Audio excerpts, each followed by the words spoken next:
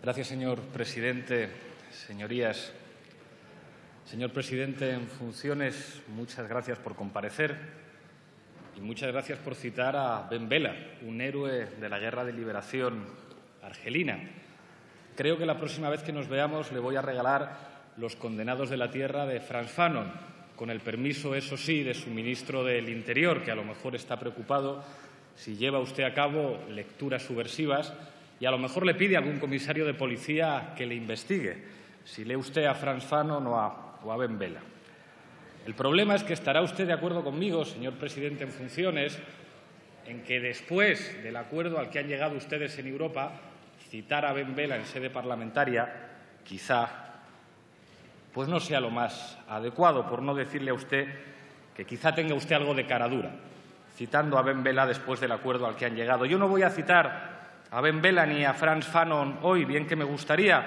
Voy a citar el artículo 14 de la Declaración Universal de los Derechos Humanos, que dice algo muy sencillo. Dice, en caso de persecución, toda persona tiene derecho a buscar asilo y a disfrutar de él en otros países. Señor presidente, en esta Cámara, que es la sede de la soberanía popular, acordamos una declaración que establecía la posición de nuestro país, la posición de España, en la reunión del Consejo Europeo el 17 y el 18 de marzo. Aquella declaración decía, y le cito textualmente, solicitamos que los acuerdos con Turquía contengan garantías de cumplimiento de la legalidad internacional y del respeto a los derechos humanos. Dicha legislación exige que exista la certeza de que se respete el principio de no devolución, que las personas puedan solicitar el estatuto del refugiado y, en caso de ser refugiado, recibir protección con arreglo a la Convención de Ginebra o con garantías equivalentes mediante derecho interno, lo que incluye también el acceso a derechos económicos y sociales garantizados en la Convención. Con todo el respeto, no sé qué parte de la declaración no entendió. Usted ha dicho aquí, en esta tribuna, hace un momento, con este mandato viajé a Bruselas. Pues bien, parece que no era un mandato. Finalmente, en el Consejo los gobiernos de los 28 Estados miembros de la Unión Europea aprueban por unanimidad un acuerdo con Turquía que, hay que decirlo claramente, es una vergüenza. El acuerdo sigue vulnerando las obligaciones de Europa con la legislación internacional de los derechos humanos. El acuerdo supone enterrar definitivamente el derecho de asilo en Europa y da la espalda a miles de personas que saben de lo que están huyendo, señores del Partido Popular. Huyen del terrorismo y de las bombas. Terrorismo y bombas de la misma intensidad, con el mismo valor moral que el que sufrió París o el que sufrió Bruselas. Esas personas no valen menos que los europeos, señorías.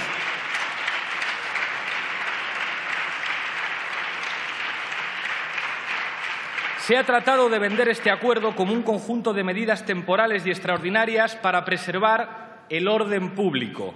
Sin embargo, hablar de orden público, un término que le encanta a nuestro ministro del Interior, que además de rezar a la Virgen y hablar por teléfono podría leer a Ben Bella y a Frantz Fanon, que no le vendría mal, impone establecer el uso de la fuerza y entender que las vidas humanas son objeto de mercantilización.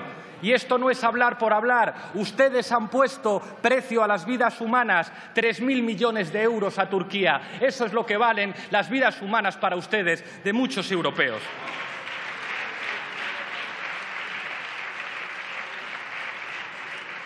El Gobierno de España en funciones ha desatendido el mandato que era extremadamente claro que dio este Parlamento. Señor Rajoy, usted ha faltado el respeto a la soberanía, a nuestro pueblo, votando a favor de un acuerdo que contraviene claramente lo decidido por esta Cámara.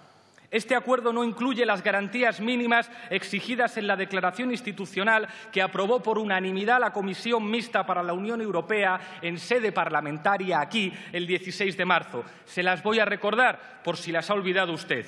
Este Parlamento acordó oponerse de manera clara a cualquier acuerdo con Turquía que permitiera expulsiones colectivas. Estas expulsiones están prohibidas por la Carta de Derechos Fundamentales de la Unión Europea y por el Protocolo 4 del Convenio Europeo de Derechos Humanos. Esta Cámara, señor Rajoy, exigió que se garantizara el estudio caso por caso de cada persona refugiada querría que nos explicara, y esto es una pregunta para que añada usted a las anotaciones que está haciendo, cómo se va a estudiar el caso de cada persona refugiada de manera individualizada en apenas 2 o 3 días, como plantea el acuerdo, con garantías suficientes. Señor Rajoy, ¿cómo va a cumplir este procedimiento con la Directiva europea y con la legislación internacional de derechos humanos? Me pregunto cómo es posible cumplir con el derecho a abogado y a intérprete, con el derecho a recurrir la decisión del Estado con efectos suspensivos, con el derecho a acceder a organizaciones de derechos humanos que sean agencias especializadas y que no sean los agentes migratorios los que tomen la decisión definitiva sobre el caso de cada persona. ¿Cómo es posible esto en 2 o 3 días, señor Rajoy, como han acordado ustedes en Bruselas?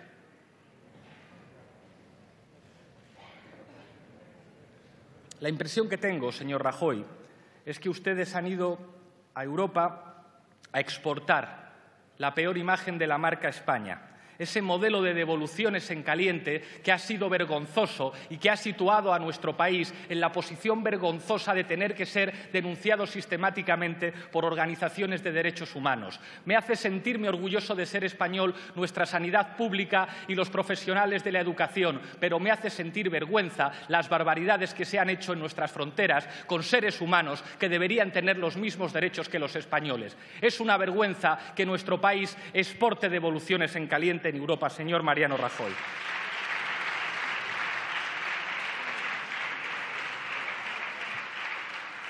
Le recuerdo, señor presidente en funciones, que la declaración que establecía la posición de España decía que en las actuales circunstancias Turquía, y esto hay que decirlo muy claro, no es un país seguro. Turquía no es un país seguro. La declaración exigía que Turquía reformara su legislación para respetar la ley internacional y la legislación internacional en materia de derechos humanos y de derecho de asilo. ¿Puede usted explicar, señor Rajoy, a qué compromisos se ha comprometido Turquía? ¿Ha modificado Turquía su legislación en los 3 días que tardó en hacerse efectivo el acuerdo? ¿Puede usted explicarnos cómo es posible que los países de la Unión Europea, que tardaron más de 6 meses en llegar a un acuerdo sobre el reparto de refugiados, hayan tardado solamente 2 días en llegar a un acuerdo con Turquía a cambio de 3.000 millones de euros? Vamos a decir la verdad.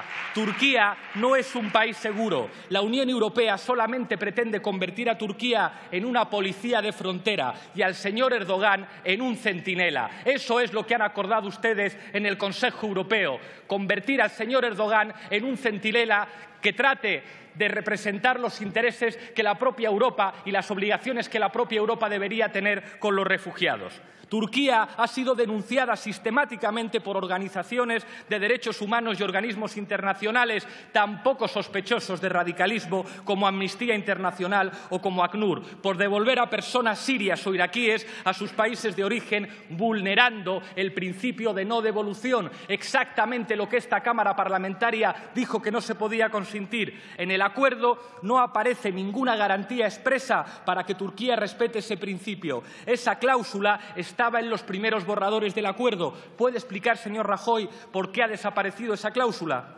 Turquía ha sido condenada por el Tribunal Europeo de Derechos Humanos en más del 93% de los casos en los que ha sido denunciada. Y actualmente en la frontera turca hay unas 200.000 personas desplazadas que residen en campos de concentración con condiciones atroces, sin agua potable ni saneamiento, con riesgo de secuestros y sin posibilidad de registrarse por miedo a ser devueltos a Siria.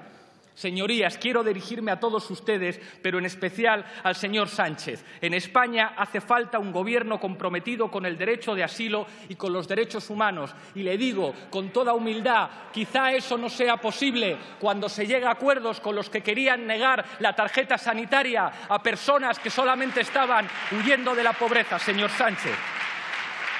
Quizá, señor Sánchez, en ese acuerdo, con más de 200 propuestas, ustedes hubieran podido tener la oportunidad de decir algo sobre el derecho de asilo, pero parece que el señor Girauta dice que de ese acuerdo no se puede tocar ni una coma porque se levantan de la mesa. Pues bien, yo le digo, con intolerantes, con los que no son capaces de reconocer los derechos humanos, es muy difícil hacer un gobierno progresista, señor Sánchez.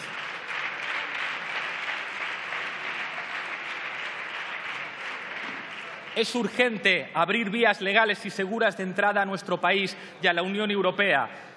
Es urgente establecer la posibilidad de solicitar el asilo en embajadas y consulados de terceros países. Todos vimos, y no se ría, señor Floriano, la imagen de un niño ahogado en la playa. La imagen de ese niño es consecuencia de la política europea que no permitía a su familia solicitar el derecho de asilo en embajadas o en consulados de la Unión Europea por culpa del protocolo Dublín III. Hace falta que nuestro país deje de llorar lágrimas de cocodrilo y exija en la Unión Europea que se respeten los derechos humanos y que se respete la legislación internacional en materia de derecho de asilo.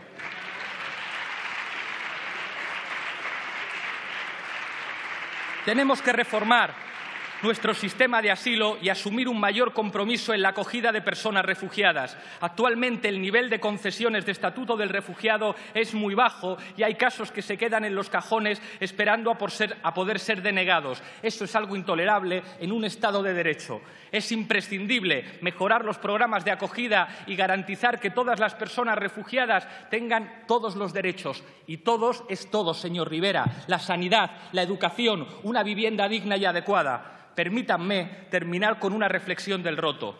La altura moral de los países es inversamente proporcional a la altura de sus vallas. Ojalá pronto tengamos un gobierno en España, señor Sánchez, que esté a la altura de los derechos humanos. Muchas gracias.